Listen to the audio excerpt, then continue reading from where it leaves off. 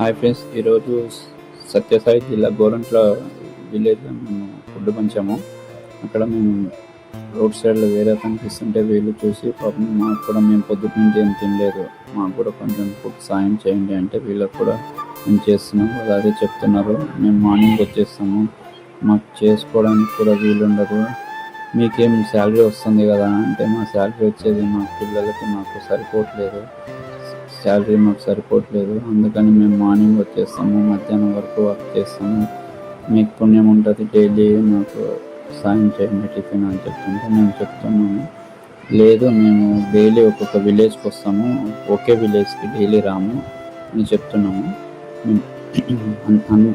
అంతేకాకుండా అమ్మ ఉంది కదా, ఆ అమ్మ పాపం వాళ్ళ కూతురు కూడా ఉందంట, వర్క్ చేశాను, అందుకని ఇంకో ప్యాకెట్ ఎక్స్ట్రా ఇప్పించుకుంటుంది. వాళ్ళు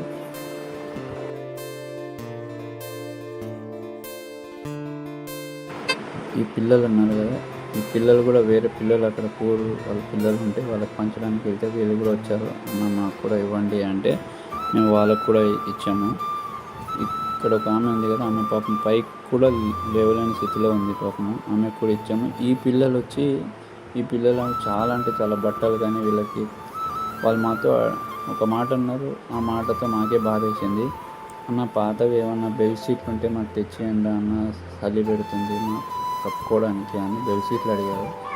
కానీ మేము ఏ స్కూలు ఎక్కడ చదువుతున్నారు ఏమి అని అంతా డీటెయిల్స్ అన్నీ తీసుకొని వాళ్ళకి ఫుడ్ ఇస్తూ అంతా మేము డీటెయిల్స్ తీసుకోవడం జరిగింది. వాళ్ళ డీటెయిల్స్ వాళ్ళు మొత్తం ఒక 70 మెంబర్స్ దాకా ఉన్నారు, మొత్తం అంతా వాళ్ళ ఫ్యామిలీ మెంబర్స్ పిల్లలు అంతా కలిసి ఒక 20-30 ఉన్నాయి అక్కడ మొత్తము. వాళ్ళ ఫ్యామిలీ మెంబర్స్ అంతా కలిసి ఒక 70-75 మెంబర్స్ ఉంటారు.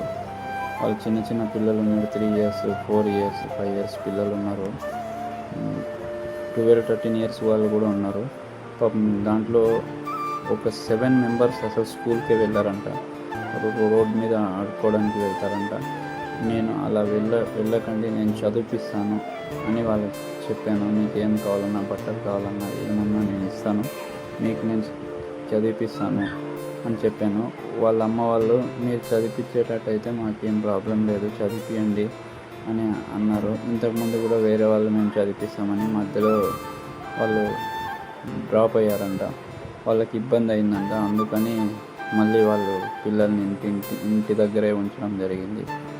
వాళ్ళు ఇంటి దగ్గర ఉండకుండా రోడ్ మీద వెళ్ళి అడుక్కోవడం, డబ్బులు ఫ్రూట్స్ అవి ఇస్తారు కదా, అవి తెచ్చి వాళ్ళు ఇంట్లో ఇవ్వడం లాంటివి జరుగుతుంది. అందుకని నేను మీ పిల్లలు ఎంతమంది ఉన్నారో అందరినీ పిలుచుకురండి, వాళ్ళ ఏజ్ మొత్తం అంతా నాకు చెప్తే నేను ఇప్పుడు నెక్స్ట్ మన దసరా ఉంది కదా, ఈ దసరాకి అందరికీ బట్టలు ఇవ్వాలని నేను అనుకుంటున్నాను. అందుకని వాళ్ళందరినీ పిలుస్తున్నారు, మొత్తం వాళ్ళని పిలవమని చెప్పాను. వాళ్ళు పిలిచి మొత్తం చూడండి, ఇప్పుడు అందరు పిల్లలంతా వస్తారు, అక్కడికి వస్తారు, మొత్తం పిల్లలు వాళ్ళ దగ్గర ఎంతమంది పిల్లలు ఉన్నారు. ఈ అమ్మాయి చూడండి స్కూల్కి వెళ్తుందంట, ఏం చదువుకుంటున్నావు అంటే 3rd class అని చెప్తుంది. మీ స్కూల్లో ఫస్ట్ ఎవరు అంటే నేనే ఫస్ట్ అంటుంది. కానీ ఏబీసీలు చెప్పండి, ఏబీసీలు రావంట అంటే దాని అర్థం వాళ్ళు స్కూల్కి పంపించట్లేదు ఆ అమ్మాయిని, జస్ట్ వాళ్ళు చెప్తున్నారు స్కూల్కి వెళ్తుంది అని. 3rd class అంట, కనీసం ఏబీసీలే రావు, అమ్మాయి పేరు ఒకటే వచ్చు, అమ్మాయి పేరు తప్ప ఇంకా వేరేదేం రాదు.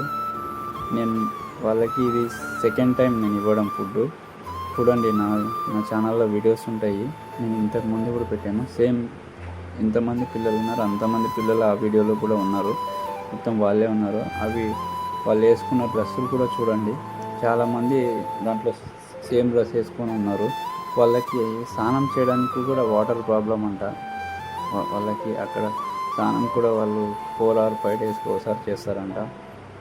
వాటర్ చాలా ఒక 1/2 kilometer ఉంది, 1/2 kilometer నుండి తెచ్చుకోవాలి వాళ్ళు వాటరు. వాళ్ళు ఒక మన అగ్రికల్చర్ ల్యాండ్ ఉంటుంది కదా, అగ్రికల్చర్ ల్యాండ్లో వాళ్ళు వేసుకొని ఉన్నారనమాట, వాళ్ళది కాదు అది ల్యాండ్.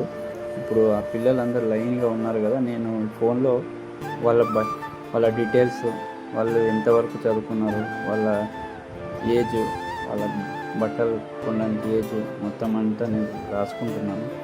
వాళ్ళ ఏజ్ కానీ ఎవరు ఎంతవరకు చదువుకున్నారు, వాళ్ళ ఫ్యామిలీ మెంబర్స్ ఎంతమంది ఉన్నారు మొత్తం అంతా అడిగి తెలుసుకుంటున్నాను. నేను ఈ దసరాకి ఇవ్వాలని మళ్ళీ బట్టలు తెచ్చిన తర్వాత సైజు డిఫరెంట్ అయిపోతుంది అని చెప్పి నేను వాళ్ళతో అన్ని బయోడేటా అడిగి తీసుకుంటున్నాను. వాళ్ళ ఏజ్, వాళ్ళకి ఏవి కావాలి అని మొత్తం అంతా బయోడేటా అడిగి తీసుకుంటున్నాను.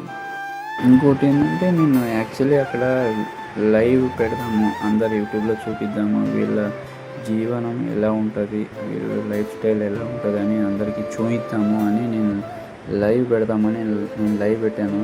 అక్కడ నెట్వర్క్ రాకపోవడం వల్ల క్లారిటీ రావడం లేదు అండ్ యూట్యూబ్లో అప్లోడ్ కావడం లేదు, చాలా స్లోగా అవుతుంది. అందుకని చూడండి ఈ వీడియో చాలా అంటే చాలా బ్యాడ్గా ఉంది క్వాలిటీ. ఇది లైవ్ అనమాట, లైవ్లో నుంచి నేను డౌన్లోడ్ చేసి దీంట్లో పెట్టాను. లైవ్ పెట్టి అందరికీ అడిగి వాళ్ళ సమస్యలు మీరు కూడా వింటే బాగుంటుంది, వీళ్ళకి చేయడం కరెక్టా కాదా. చంద్ర అక్కడ ఆయన ఉన్నాడు చూడు, ఆయనకి ఇద్దాం కదా. ఏం తాత తిన్నావా? టిఫిన్ ఉంది, టిఫిన్. అవ్వా తిన్నావా? అవ్వా చంద్ర ఒకటి చంద్ర ఈయనకి